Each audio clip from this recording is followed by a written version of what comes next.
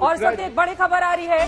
बड़ी खबर इस वक्त ये है, उद्धव ठाकरे ने शाम 7 बजे बुलाई है सांसदों की बैठक। अपने सांसदों के साथ बड़ी बैठक करने वाले हैं उद्धव ठाकरे। जिस तरह की मुश्किल भरी परिस्थिति इस वक्त पैदा हो गई है शिवसेना के सामने, अपने ही नेता ने जब बगावत कर दी हो तो यकीनन फिर कुर्सी बचाने में पूरी ताकत लगानी पड़ती है। यही कारण है कि शाम 6:30 बजे एक तरफ जहां डिप्टी सीएम से मुलाकात करेंगे, एनसीपी का राय जानने की कोशिश करेंगे, तो वहीं दूसरी तरफ आपको बताते चले सूरत में शिंदे से बात कर रहे हैं नार्वेकर। ये बड़ी जानकारी सामने आ रही है। लेकिन 7 बजे उद्धव ठाकरे, जिनकी कुर्सी फिलहाल खतरे में लग रही है, हालांकि शिवसेना संजय राउत इससे इनकार करते हुए नजर आ रहे हैं। उन्होंने 7 बजे बुलाई है सांसदों की बैठक। आगे की रणनीति को लेकर विचार विमर्श किया जाएगा।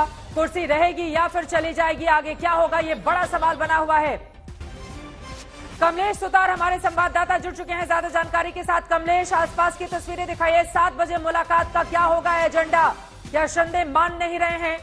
संजय राउत तो दावा कर रहे थे सरकार बचेगी, ऑपरेशन लोटस कामयाब नहीं होगा, लेकिन इन सब के बीच 7 बजे की ये बड़ी बैठक क्या कहती है?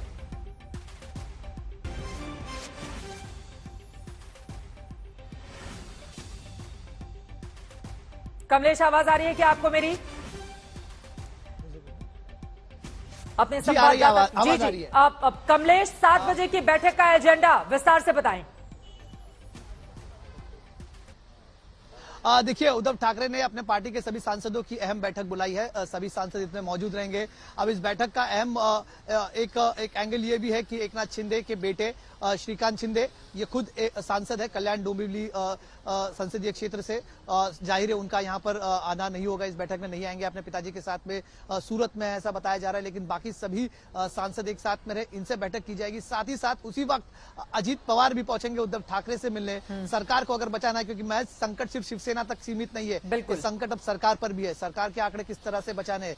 शिवसेना अगर टूटती है, एकनाथ शिंदे के खेमे का यह दावा है कि उनके पास 36 विधायक से ज्यादा आंकड़े जुट सकते हैं। 36 का आंकड़ा मतलब 2/3 एमएलए उनके साथ में होंगे, 2/3 विधायक उनके साथ में होंगे, जिसकी वजह से उन्हें एंटी डिफेक्शन लॉ लागू नहीं हो सकता और एक अपना अलग ग्रुप वो महाराष्ट्र की विधानसभा में लेकर बैठ सकते हैं। ये शिवसेना के लिए काफी यहाँ पर चिंता की बात होगी और इसी पर चर्चा होगी इस बैठक में।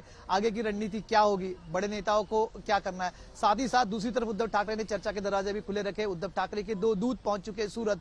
साथ ही साथ इनके 3 दूतों के साथ में आज वर्षा पर चर्चा हुई। दोनों तरफ से बातचीत के दरवाजे खुले रखे गए। एकनाथ शिंदे क्या मानेंगे, उद्धव ठाकरे पीछे हटेंगे। उद्धव ठाकरे तो इस वक्त ऐसे किसी मूड में नहीं है कि वो 2 कदम पीछे हटे, ना ही एकनाथ शिंदे इस मूड में है। अगर दोनों पार्टियां इस वक्त, दोनों खेमे इस वक्त अपने पंजे निकालकर सामने खड़ी है, तो पता नहीं इसमें कौन पीछे हटेगा। लेकिन रणनीति जो है तय होगी। अजीत पवार यहाँ पर आएंगे। साथ ही साथ ये बताया जा रहा है कि शरद पवार भी खुद यहाँ पर आएंगे, सुप्रिया सुले आएंगी। कुल मिलाकर सरकार को बचाने की कवायद तो बहुत तेजी से आगे बढ़ती हुई दिखाई दे रही है, लेकिन बीजेपी के खेमे में एक अलग से खामोशी और चुप्पी है।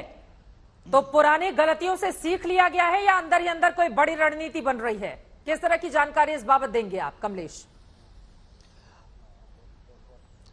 देखिए, भारतीय जनता पार्टी का ये कहना है कि वो फिलहाल वेट एंड वॉच में। हालांकि ये वेट एंड वॉच तो क्या कहते हैं, ऑन द कैमरा बताने की बात है, लेकिन देवेंद्र फडणवीस के सबसे करीबी माने जाने वाले डॉक्टर संजय कूटे, जो विधायक है, मंत्री रह चुके देवेंद्र फडणवीस की कैबिनेट में, वो सूरत पहुंच चुके हैं। उस जगह पर जहां पर एकनाथ शिंदे का पूरा बागियों का कैंप लगा हुआ, उस होटल में पहुंच चुका है। तो बैकडोर से उनको भी रीच आउट करने की कोशिश भारतीय जनता पार्टी की हो रही है। लेकिन भारतीय जनता पार्टी से ये भी खबर आ रही है कि तुरंत सरकार गिराने में भारतीय जनता पार्टी कोई एक्टिव रोल नहीं करेगी। अगर एकनाथ शिंदे का कैंप रिजाइन करता है, उनके पास वाकई में आंकड़े, क्योंकि ये खेल एक बार खेला जा चुका है महाराष्ट्र में 2019 में, जब अजीत पवार के साथ में सरकार बनाने की कोशिश की गई थी, तो अजीत पवार के पास नंबर नहीं थे। वो जो एक्सपेरिमेंट था 80 घंटों में फेल हो गया था। ऐसा कुछ रिस्क इस बार नहीं लेना है जब तक आंकड़े एकनाथ शिंदे के पास ना हो, 2/3 आंकड़े उनके साथ ना हो, और जब तक वो या तो इस्तीफा नहीं देते या फिर अपने सरकार का समर्थन वापस नहीं लेते, 36 का आंकड़ा जुटाकर, 2/3 आंकड़ा जुटाकर, तब तक बीजेपी पिक्चर में नहीं आएगी। तब तक महाराष्ट्र की बीजेपी, देवेंद्र फडणवीस का खेमा पूरे पिक्चर में नहीं आएगा। एकनाथ शिंदे अगर में दिखाई भी नहीं दे रहे हैं। महाराष्ट्र के हर मुद्दे पर देवेंद्र फडणवीस फौरन आकर प्रेस कॉन्फ्रेंस करते हैं, उनका वीडियो सामने आ जाता है।